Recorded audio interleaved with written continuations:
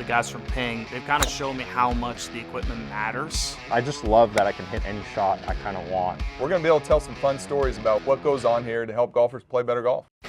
Hey everybody, welcome back to the Ping Proving Grounds podcast. I'm Shane Bacon, joined as always by Marty Jurtson. Marty, I want to discuss something with you today that is mentioned probably 100 times around from everybody that plays golf and maybe isn't quite understood to the level that maybe would help golfers out there. Let's talk a little bit about spin today, spin and friction, specifically with wedges. And I want to start here, Marty. We talk about spin. We see spin on videos. Like there's some shots that we saw this year on the PGA Tour, balls hitting a couple times and stopping, some of the great shots we've seen some of the best players in the world hit, all kind of created with spin back, things that average golfers want to do more often. But I want to just start with, where does spin come from? How is spin created for any golfer, whether it be Victor Hovland or me or a 25 handicap? Yeah, Shane, I think that's a great place to start. Like, what creates spin, right? So if you have an impact or a club with zero loft on it and you don't hit up or down on the ball, so club's coming in perfectly straight, no loft on it, all of the energy transfer, the momentum transfer between the ball and the face will be what's called kind of normal to the golf ball, or just make the golf ball translate only. So just linearly. So it'll come off with no spin. So anytime you start introducing an angle there, which the golf kind of teaching community, technical community is kind of calling spin loft now, right? Anytime you have this angle and you have the club moving forward, you're going to generate kind of what's called a tangential force. So you got a force acting on the golf ball that's going to impart ball speed.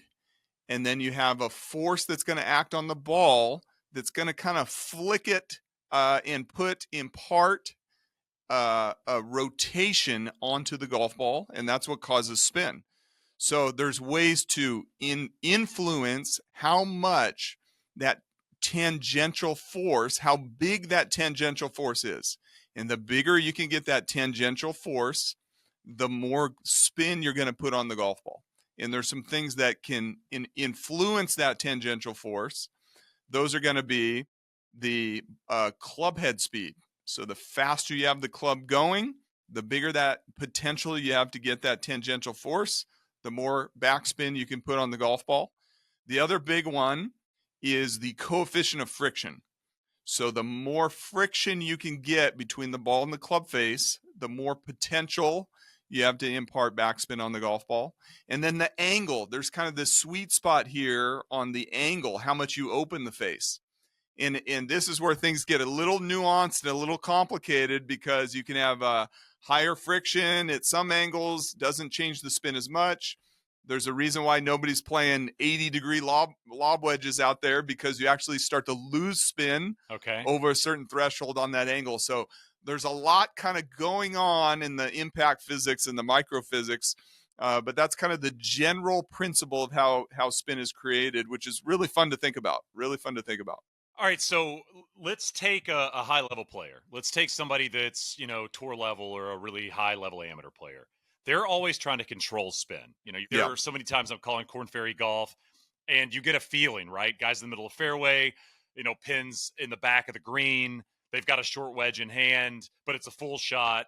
And a lot of the time you'll hear me say, you got to watch the spin, right? I mean, they can rip that back to the middle of the green, front of the green, even spin it off the green. And then on the other side of things, you got a high handicap player that's just trying to spin the golf ball, right? They're trying to create spin. Why does that happen why are high-level players that hit the ball a decent amount and can hit it pretty far trying to control spin, while maybe a shorter hitter, higher handicap player is trying to find spin when they can't get it? Great question. And yes, absolutely. The high-level player, those back pins, good greens. Okay, so you got good players have higher club head speed. So you got that one ingredient we talked about. They have high speed. High speed generally will generate more spin. You have is that just from the club head speed? Like if you're just breaking it down, that's simply because you swing a wedge, a 9-iron, a 7-iron faster than the person that does it. Is that that's just basically it? Okay. Yes. Yeah. So that's going to apply a bigger what's called a force vector. So you get a Okay. bigger force vector.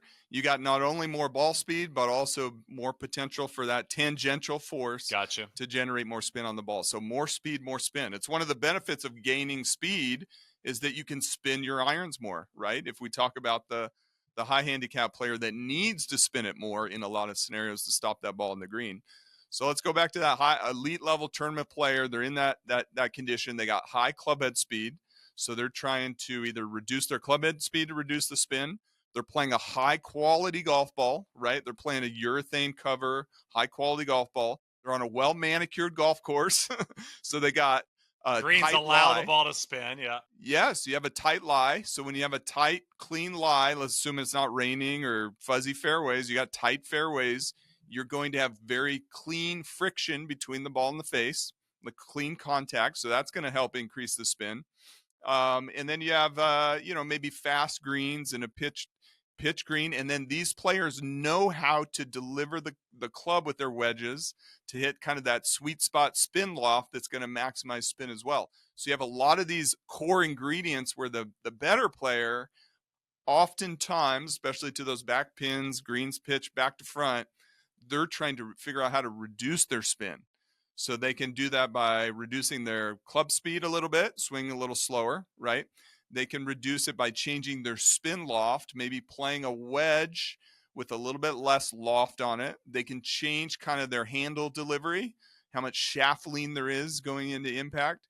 And so players do this very differently. Some combination of those ingredients are going to change, help them reduce their spin. Also, they can hit a club with less loft and reduce their launch angle, which ultimately what they're trying to do is change their descent angle. They want that ball coming in and landing on a shallower angle, and that's going to help the ball skip a little bit more on that first bounce or two. Not get that rip effect. Like Not it lands high and then it's just ripping back 25 feet. Not get that initial rip. So a lot of times some of those shots, Shane, will still have very high spin.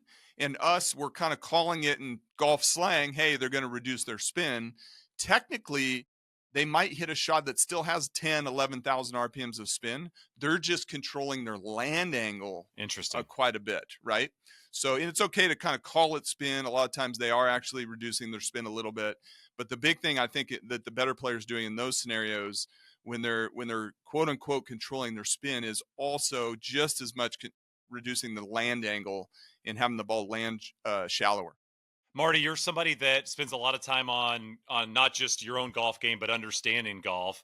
Let's say you've got 115 yards. Like what's your sand wedge stock? 110, 115? What my 56 bent to 55 is right at 115 in Phoenix, Arizona golf. All right. Yep. So we've got a 115 yard back pin for you, Marty. Yep. How are you hitting that shot and getting it close? Obviously factoring in all the things we've already talked about. I mean, your spin, how it's going to come in. What do you do specifically that maybe somebody at home could try to work on or put into their own game? Yeah.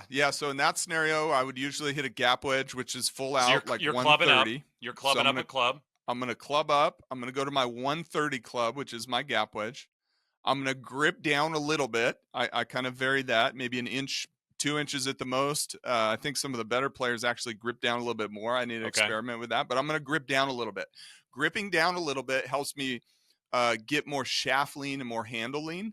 And I also stand closer to the golf ball. So that also helps me get more shaft lean, right? So those variables help me get more shaft lean while also slowing my club head speed. So you grip down on it, you're going to deliver less club head speed. So less club head speed we talked about, it's going to reduce your spin. Gripping down, I can get more shaft lean, so I can reduce my spin loft, launch it lower, and that in turn will reduce the land angle of the golf ball. I'm also, Shane, what I do is I narrow my stance. I will narrow my stance. That will take out, this gets into kind of how you power the golf swing a little bit, but by narrowing the stance, I reduce how much lateral force I'm generating in the swing. So that's kind of the step right, step left powering that you can use, power the golf swing and get more club head speed. By narrowing your stance, you reduce that and impart a bigger percentage of your swing, just the twisting force And so that's a way that I have found through experimentation. And Derek Dominski, Golf Better Tucson, who we've had on the pod, has Spin helped me with doctor, that. baby. The spin doctor. He also knows how to take off spin. Okay. When you know how to generate spin, he's good at helping that with. So with distance control, stand with a narrower stance. So stand closer, narrower stance, grip down. Then, I kind of experiment a little bit with a little clock system if you want to. From 115, I think if I do all those things and stand with a very narrow stance, I actually have a hard time hitting my gap wedge past that 115 number. So I can go ahead and swing relatively what I feel like is full, but I won't have the up and down going. I won't have the left, right. It'll be all twisting force, twisting power, rotational power, and hit that 115 number. Yeah, it's interesting you say that, Marty. I mean, something I find myself struggling with when I do what you're talking about, because I do a lot of what you said. I think I might even do it when I don't know I'm doing it. I think I do the narrow stance. I mean, I take more club a lot when I'm trying to hit kind of the driving wedge into the back pin or whatever. One thing I do find is a lot of the time I'll hit the shot, it'll land short of where I wanted it to. And I'll think to myself, at least hit it. But to your point, it makes sense if you're narrowing the stance and, you're doing certain things that are going to take distance off a full shot anyway, reminding yourself that now all of a sudden a full golf shot is going to go to that pin versus if you're trying to hit the thing full out 130. Yeah, Shane, if you have a home launch monitor, this is a great test. And for the listener that wants to do this, if you have a little home launch monitor, next time you have access to get on a launch monitor, do this test where you hit some wedges with literally your feet together. Okay. So stand with your feet literally touching, or maybe one ball width apart or something like that. I like to look and judge my stance by how far apart my heels are with my golf shoes. So just stand 1 inch apart, couple golf balls apart, and swing literally as hard as you can and measure how far it goes. Do that with your wedges, and you can see everyone's going to be a little bit different, but you can kind of have that as a little hack to control how far you hit your wedges. And that way, Shane, you get to that environment where maybe you got 120 but you can't go long. Like, you're dead if you go long, but at the same time, you got a wedge in your hand. Let's try to make a birdie. I mean, that is a great scenario. I think the best wedge players, and we're talking about looking at stats from the tour players. I mean, we've run really cool analysis that, Victor's a little bit like this. When he gets on, he's very aggressive. We saw him do this last year at the end of the playoffs. Yep. Back pins, he got very aggressive to those, and he had the ability to control that distance. We've seen this from the likes of Justin Thomas, very aggressive wedge player. Maybe 1 out of 10 shots, he will short side himself, but he can lean on a short game to get that ball up and down. But you don't, I think in order to get better at the game, it's okay to kind of have some skills in there with your wedges where you can get more aggressive, and get that ball close to the hole if you can control the spin and the trajectory. Yeah, Marty, I remember, and you'll remember this moment, but it was 2000. Tiger ran down Gogol, remember, at Pebble Beach, and he was on that run of wins. Man. And I remember I had an instructor in Shreveport, Louisiana that I'd go see, once a month or something. I was playing junior golf and trying to play AJGA, stuff like that. Tiger hold that wedge. Oh, yeah. And I remember he hit pitching wedge from, I think it was 108 yards. Yep. It was a back hole location, and he hold the wedge. I remember I went to Peter the next week and said, how do you hit that shot? Yep. And so much, Marty, of what he told me at that time, 24 years ago, is a lot of what you said. It was weight on the front foot. It was narrow in the stance. It wasn't, turning as much. It was kind of like allowing the arms to do a lot of the work, because you are taking distance off, but you're also taking spin off. And that was obviously a shot Tiger was very comfortable hitting. And he knew that if you went full bore at a sandwich from 108, the likelihood of that thing ripping all the way off those Pebble Beach greens was going to happen. So it's just so interesting that some of those characteristics still kind of play. So now we talked about controlling the spin for the high speed, low handicap player. What about the players that come to you and say, I want to spin the golf ball more?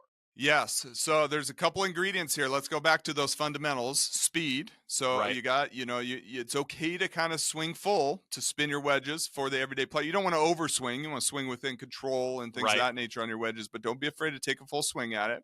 Your equipment side. So we need, high performance wedges, all the friction technology that we have in our S159. You need to be playing a golf ball that gives you the potential to spin the ball.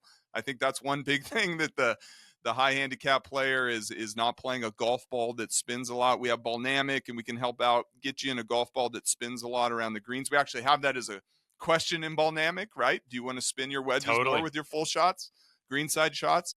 We can help recommend a golf ball club combination that gives you potential for generating a lot of friction. Then a big thing is being able to get a little more dynamic shaft lean. So, right, again, we talked about that. So that's your hands are in front of your basically hands are well in front of, in theory, well in front of impact. Yes, you want your hands leaning that shaft or being in front at impact, Shane. So there's a lot of high handicap golfers out there that set up maybe a little weaker grip, and the hands on when they set up to a wedge, the handle is back. It's like pointed at their belly button, right? Then you see the really good wedge players have the hands a little bit forward. And even at address, that would be my advice for the high handicap golfer. Don't be afraid to have your hands forward pressed, so to speak, a little bit, and experiment with that. Go 1 inch more, go 2 inch more, go 3 inches more. Watch that launch window come down, and your spin should increase right along with it. What you're doing there from a physics standpoint is getting more into the sweet spot of that spin loft. So don't be afraid to swing full. Get the right equipment. You got to have wedges that give you the potential for friction, high spin. You want to play a golf ball that has that potential, and then get a little more shaft lean, and that's going to help you get more in that optimal window to be able to generate some spin with your full swing on your wedges. Obviously, you got to make clean contact, so that's a skill you got to work on. That's a skill you got to work on and try to perfect. Is you want to put a little bite on your wedges out there. Is there a part of the club you should be hitting, like lower on the face of a wedge, middle of the face, sweet spot? Like, is there a part of the golf club that creates more spin for players? Yeah. Oh, that's a fun topic, because this is a very hot topic in the teaching and coaching world. Okay. Maybe 4, 5, 6 years ago, still is today. But, a lot of times we get asked these questions from the teachers. Let's go to Ping, and they'll have the answers. And so this is a really fun one, Shane. Everyone kind of thought, and some other companies are talking about, I'm going to have high CG wedges and things of this nature, because we all, rightly so, we know that when we hit low on the face on our driver or 3-wood, we get that low launch, high spin ballooning shot, right? So it seems very logical to think that in wedges, you'd want to do the same thing. Let me hit low on the face, because when I do that on the driver, launches low with high spin, that's what I'm trying to do on my wedges. Same thing will happen, right? This is very interesting and very nuanced here, is that actually we do see, and it is correct, that when you hit low on the face, that's generally correlated with higher spin, right? So the question is, why does that happen? Is it from the same causal reason that you get this gear effect on a driver, and that somehow, again, we're going back to what we first started with, impart a bigger tangential force to get the ball spinning? And the answer is no, it's not from the gear effect. Okay. But when golfers hit the ball lower on the face with their wedges, you get less debris, you get less matter, less water, less dirt that gets picked up in the inch or two of you coming in to hit the golf ball. Let's say you're hitting the ball off the ground, or even a nice clean lie. You're going to pick up little grass clippings, little pieces of moisture, debris, dust, dirt are going to get between the ball and the club face. The lower you can hit the ball in the face, it means the less of that debris you're picking up, the higher your coefficient of friction, the more potential you have to spin the golf ball. So it is true that we generally see a correlation. The best teachers are kind of teaching it. The best players are kind of practicing. Hitting the ball lower on the face gives you potential for more spin. The reason is not from the gear effect, like a driver would. The reason is actually because you're getting better friction and having less debris and matter between the ball and the club face. Now, that's a very hard thing for to tell the high handicapper to go do. Just kind of thin and pick your wedges. Just pick here it. to It's spin fine. more. Yeah, you'll love it. You're gonna love that feeling. Just pick them, like Tiger. But if you do want to work on that, if you are kind of skilled golfer, and you are in that scenario where you do make pretty good contact with your pitches and chips, and you're looking to figure out how to spin it more, yes, indeed, try to kind of hit the ball lower on the face, even at the risk of, when you're practicing, maybe thinning one now and again, and that will give you potential for generating more spin. Absolutely. All right, so let's move around the golf course because we're talking about spin, and obviously with spin, friction is obviously an important part of this. Let's move around the golf course. What happens? Why is it if I hit it in the rough, you're getting jumpers, the ball's not spinning as much? What causes that, and how do you yourself, Marty, and when you kind of dive into this stuff, what do you see is a way to fix it, a way to play through it?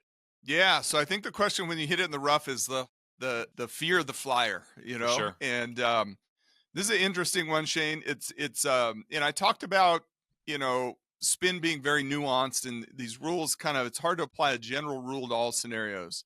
So I'll give a couple of case studies here, a couple of examples. The old timers, they always used to say the 8-iron gave you the biggest flyer. In the modern day golfer, tour player, they'll say the 9-iron might give you the biggest flyer, maybe the pitching wedge, right? Well, the reason why is because today's 9-iron pitching wedge has the loft of yesterday's 8-iron. Yeah. So they're actually talking about the same kind of loft scenario. But the place in the bag where you get a really big jumper flyer where the spin is reduced, the ball launches high, low spin, especially in the Bermuda, like lighter Bermuda scenarios where you get a super flyer, is around that pitching wedge or 9-iron. And that's because you're going to get grass between the ball and the face before you hit the golf ball. Okay. So that grass has a little moisture to it as well. So it's a grass water combination is getting between the ball in the club face.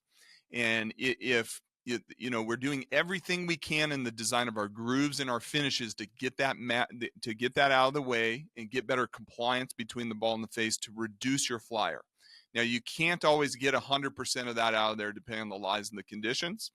So depending on your golf ball, depending on the type of lie, depending on how you deliver it, that's going to give you a higher launch, lower spin. It's where that tangential force that generates the backspin actually gets reduced, and more of it changes the force vector acting on the ball to be more up, and that's why you launch it high. Okay. So anytime there's a reduction in backspin, almost always for clubs above like a 7-iron, it'll be correlated with increased launch. So you get that high launch, low spin, and when you get it with a pitching wedge or 9-iron, it can be very dangerous, right?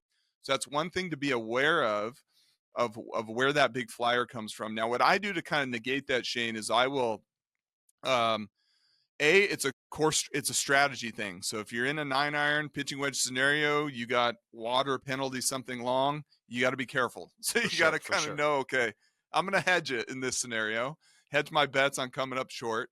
I will quite often open the face on the 9-iron or the wedge a lot so I can add more loft to it. Don't be afraid to still swing hard, club down in those scenarios, and be aware of what's going to happen. I usually stand closer, open the face, make sure I deliver the face very open to the path, and try to keep plenty of a kind of spin loft on that particular golf shot, right? Now, there's other scenarios, Shane, where if you have a lie in the rough and maybe it's a 4-iron or a 5-iron, that's a scenario where it's actually on the other side of what's called spin loft mountain. And that's a scenario where the timing of the forces that impact are such that you can actually get an increase in spin, lower launch, and an increase in spin on those clubs. So you'll think a lot of golfers are like, oh, this is a flyer lie with my 5-iron here. They'll hit a shot, it'll launch kind of low, kind of balloon a little bit and come up short. And they're like, I thought that was a flyer. Well, actually it was a flyer that manifests itself in lower launch and increase in spin based on where it was and kind of the friction impact physics part of the curve here. So those are some general things that can happen.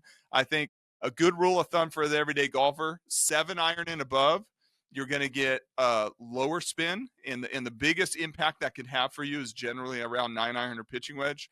7-iron and below, your flyer a lot of times can respond in a way that can increase your spin. It gets a little more nuanced to that even, Shane, because your golf ball needs to travel through grass as it gets out into the air. So it's very dependent on the type of rough. All right, so here's a question for you, because we're talking about rough and we're talking about contact. And a lot of the time you're in rough and you're just trying to kind of maybe get the ball out. You're trying to get the ball back in play, trying to get the ball around the green. You mentioned, you've got a back pin or you've got a flyer and there's trouble long. You're basically okay with the fact that the ball's going to come up short. One thing I do see a lot of the everyday golfer do that I don't quite understand why it happens, but I see it happen a lot, is they'll be in trouble. There'll be trees, branches, stuff in front of them. They'll be in rough. Yep. And a lot of the time they'll hit it and it'll hit the branch up in front of them. Yep. Why is it that the ball's kind of sent up, even with maybe a 6-iron, 7-iron, something like that? And how can an everyday average player combat that when they are in trouble, they are out of position, they are in rough, trying to get the ball under something? How do they combat that ball kind of flipping up into the sky and hitting the trouble that they're trying to avoid? Yeah, Shane. I mean, not only that's not a problem only for the everyday golfer. I mean, I think the I do it better all the time. player, you do it all the time. Yeah. You're like, oh man, that feel like tree's such not an my idiot. way. Marty, last year I was playing a qualifier in Connecticut. First hole's a par 5, out of bounds, literally both sides like 5 yards off the fairway. Yeah. And it was maybe 580, and it was kind of cold. I'm like, all right, listen, I'm not hitting driver here. I'm going to hit crossover in the fairway. I'm going to basically play for the layup. I pull the layup a little bit right. And you know the branches that you don't even see in your brain totally. when you're taking a couple practice swings? I've done this. Oh, ball crawls the face of the wedge, hits the branch right in front of me, and I'm sitting there going, well, I guess I'm making 6 to open the golf tournament. Yeah, I mean, man. it happens to us all the time.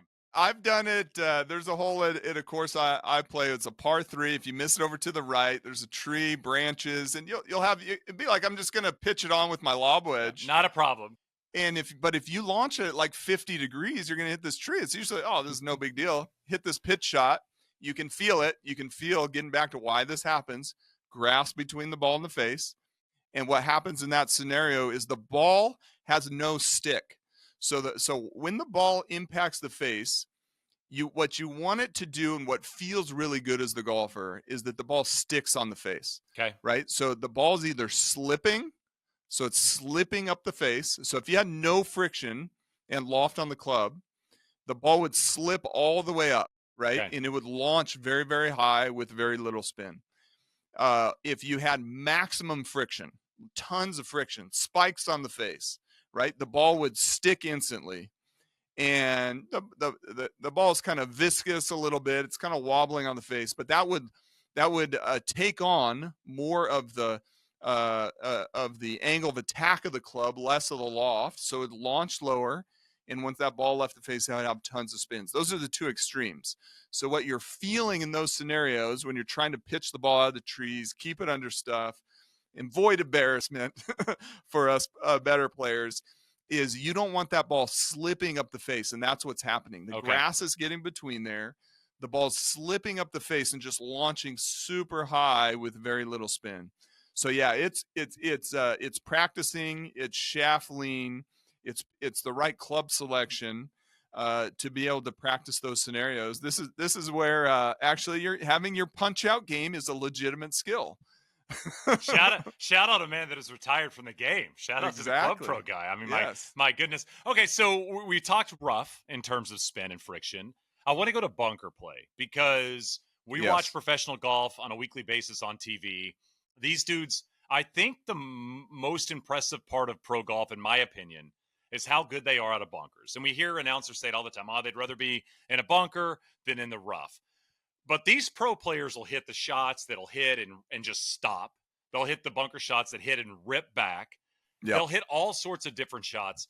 How are they creating that amount of spin in a short-sided scenario out of a greenside bunker? And how can players that maybe struggle out of the bunkers or are just trying to create spin out of bunkers, how can they mimic at best they can what a pro can do out of the bunkers to create that level of spin and friction? Yeah, that's another fun one to think about. So let's kind of think about this theoretically. It's like what is happening there when you hit a bunker shot? Is the club actually hitting the ball or not, right? I mean, most of the time, no, right? Yeah. It's slapping the sand, yeah. Yeah. So what is the golf ball seeing and what forces are acting on the golf ball, right? So the tour player, week in and week out, they're playing in very good bunker conditions, nice, pretty fine sand, generally pretty firm, not too powdery unless it's a very penalizing course or what Jack does at Memorial or something like that, right? They're playing in bunker conditions where you got nice sand that if you have the right technique, and again, we'll talk about a lot of speed, actually the sand is what's acting on the golf ball. And that sand has a level of abrasiveness that can generate take a lot of the force that you're applying through the club traveling through the sand and acting a little bit like sandpaper, to be honest with you. Okay. Right. So it's very abrasive. It's like sand instead of your club face. It's a little bit like sandpaper swiping across the bottom of the golf ball. Right. So with the right technique, which is getting the amount the face is open, controlling your low point, your angle of attack going through there. Combined, Shane, I'll go back to this again, a lot of club head speed. The tour players, man, they're almost swinging maximum on a lot of greenside shots, right? Totally. The face wide open. Sometimes it's more than 90 degrees open, literally, right? When they set up to it, at least not delivered to the golf ball, but they got that face filleted open. Their swing speed's very high. They're hitting relatively close to the golf ball, closer than the average everyday player would be comfortable with. And then effectively in good bunker conditions, it's like they're hitting the golf ball with sandpaper, right? And that abrasive interaction is what's putting a big tangential force. That force is going to create a lot of spin on the golf ball. So the everyday player, to do that, you got to get comfortable opening the face. You got to get comfortable hitting a little closer to the golf ball.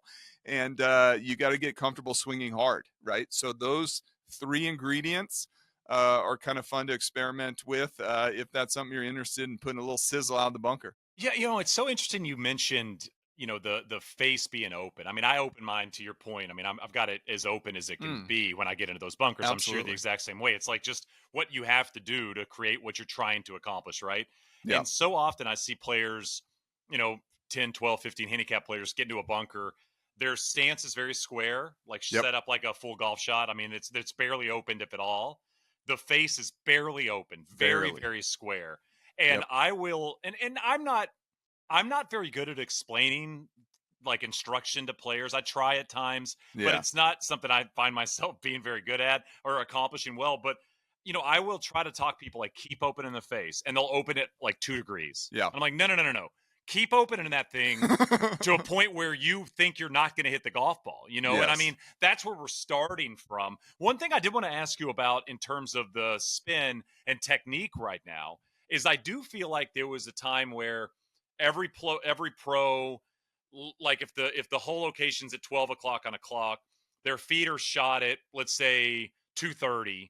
And they're kind of cutting across it and creating that level of spin. It feels like they've changed and moved away from that. It's a little more square for the players. Why is that?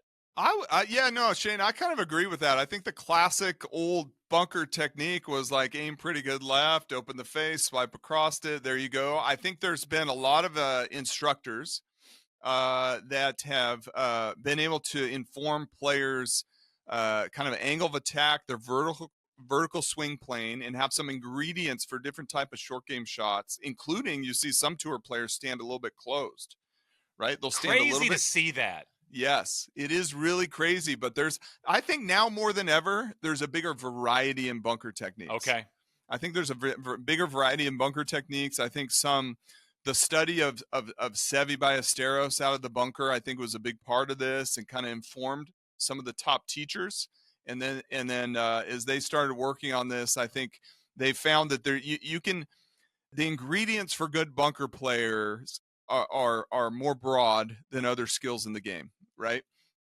There's different ways you can get the club, use the club loft, use the angle of attack, marry that with the type of bunkers and the type of sand you're playing with, and have just more options for different type of shots around the green, some of which give you a bigger margin of error, right? And I think that's the beauty of bunker play, is that I think if you can dial in your technique, you actually, because you're not actually hitting the ball, it's the one place, unless you're hitting the ball out of the water, that you don't actually have to hit the golf ball. You actually can have a very decent margin of error, right? You have those bunker shots, Shane. We had one in our match where I had a shot on the 11th hole there that is at Estancia, and I could have chunk and runned it and just pretended like I meant to do it. I could have thinned it, would have flew to the hole and spun, and it would have made me look good, right?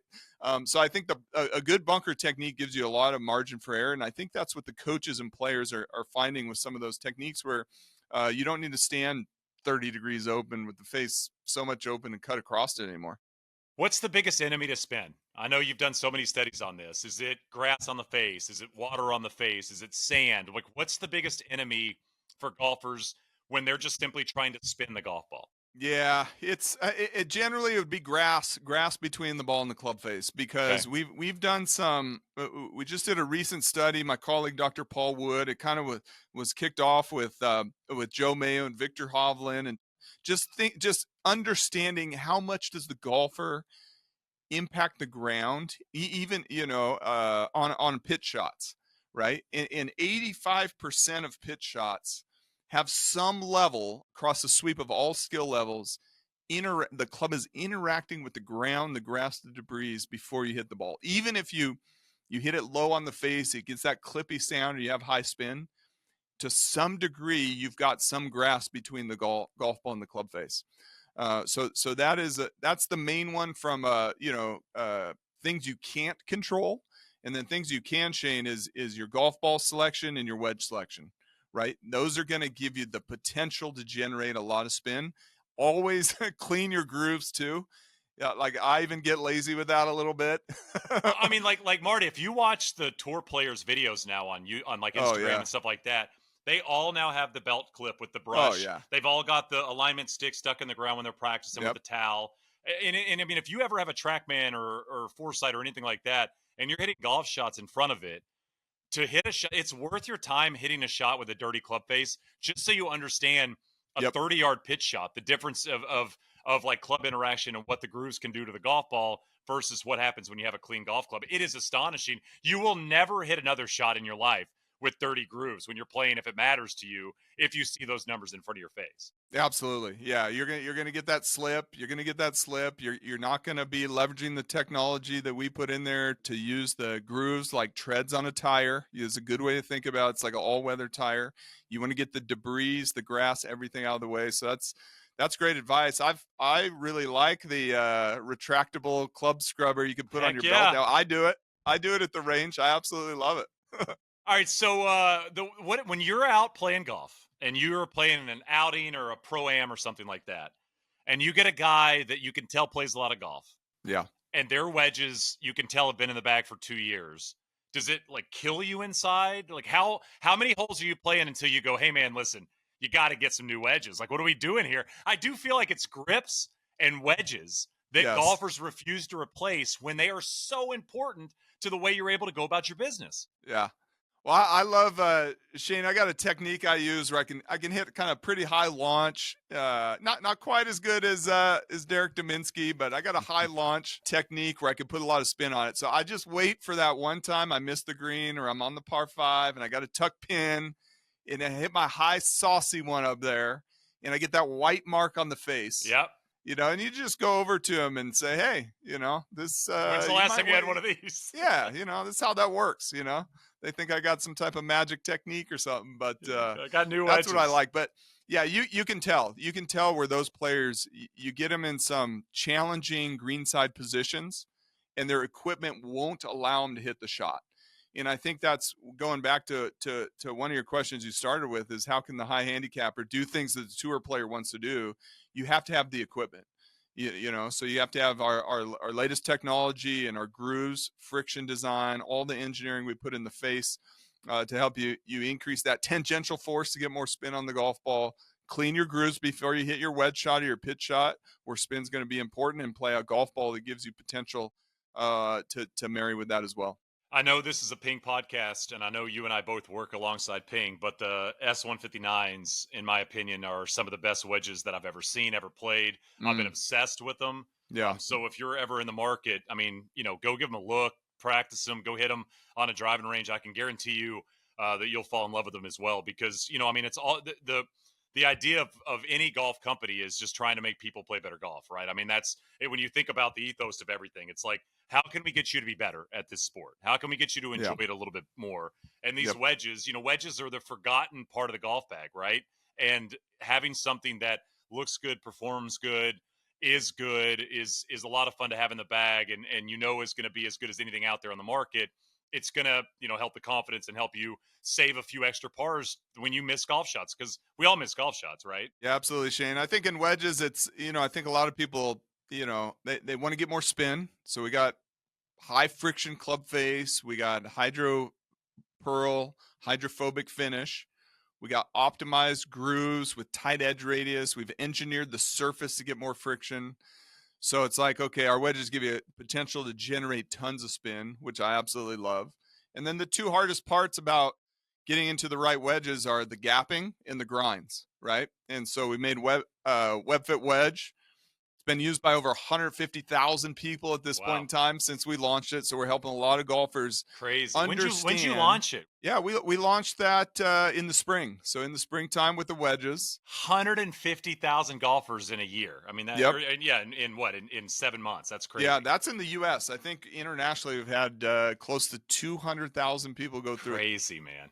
It's an educational process that can help you understand, A, how to gap your wedges and what your gap should be, right, based on how far you hit your pitching wedge. And then B, understand which grind you should play or you should get in. So definitely go through that before you go out and demo or get a fitting with the S159 wedges. It really helps educate you on all of our amazing 6 different grinds options there are in the S159. And it helps you at your own golf course because every golf course is different with different grasses and the kind of shots and stuff that they ask throughout the fitting and throughout the app. You can answer the questions that are specific to how you play golf and where you play golf and the region that you live in and things like that. So I would just say what Marty said is spot on. Do exactly what he says. As I tend to say to people all the time, just kind of follow Marty's lead and you'll be dialed. Marty, that was a lot of wedge and friction talk. Did we miss anything? Did we nail it all? No, I mean, friction is in spin generation is a fun thing. I think it's very fun to think about, okay, what makes wedges act differently than drivers and fairway woods? We've covered that with differences in the gear effect, folks getting flyers in different conditions. Maybe that is helpful for you when you're out there on the golf course, how to avoid the embarrassment of, your punch out, slipping up the face, hitting the tree and make it double, on your first hole of the tournament. It's the worst. The same thing though, Shane, I was going to say, the thing about spin is in flyers, you can also apply it to why it's hard to curve the ball out of the rough, right? Okay. So this is another thing. Anytime you get in the rough, for the same reason that it's hard to hit it low with high spin, it's also hard to curve the golf ball. So just be cognizant of that. If you're in the rough and you're like, oh, I'm going to hit my normal 20-yard draw with this pitching wedge around the corner, and the thing takes off straight, flies dead straight, even though you definitely have the face very shut to your path, you're like, what's going on here? It's the same reason, right? It's hard to get the sideways spin generation force up. So be careful with that as well when it comes to shot making or curving the golf ball out of the rough. And one other piece that's pretty interesting is if you have a very short par 3 where you're hitting a 58 or 60 degree and you put the ball on the tee, that's when you have potential to generate tons of spin. Interesting. Okay. So if you have a 70, 80, 90, 100-yard par 3 on your golf course, or you go play a course with one of those really fun short par 3s, be careful in that scenario with watching your spin as well, because you have that golf ball on its tee, perfect friction if it's not raining, and you can generate tons of spin. So that's a scenario to kind of watch out for and be careful with. Let's say it's a front pin and you've got your stock sandwich 115. Let's say it's a front pin and it's 108 a hole, right? Yep. Will you not put it on a peg sometimes to take some of the spin off? I will still always put it on a tee. Yeah. I think the variability, anytime you put it on the ground, you're going to have variability. So it's a trade-off of maximizing spin or more variability, which is okay.